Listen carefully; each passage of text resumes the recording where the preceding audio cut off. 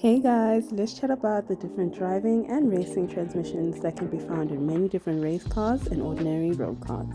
I get a lot of questions about my transmission and whether it's automatic or manual and why I use the clutch sometimes and sometimes I don't. So I thought I'd make a video to explain. The transmission that I usually use in my rally videos is called a sequential transmission and can be categorized as a manual transmission.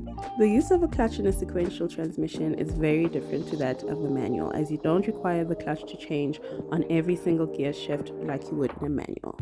With a sequential transmission, the clutch is only required on the first gear, and once the car is up to speed and the revs are nice and high, the clutch is no longer required.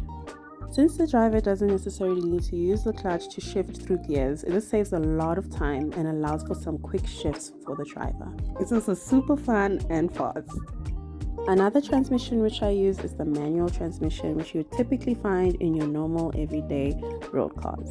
With the manual transmission, you need to press the clutch every single time you want to change gears.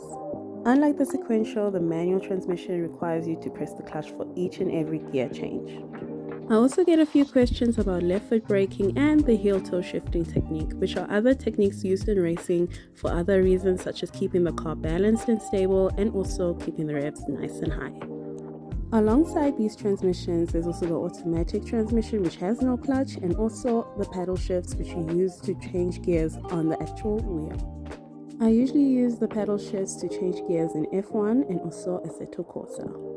My Fanatec shifter is both sequential and manual and has options for you to change both the knobs and the settings to fit either transmission. With all that said, in all my rally videos, I usually use the sequential transmission, but my favorite transmission of all time will forever be the manual. It's just so much fun and engaging and offers the best driving experience. Thanks, guys.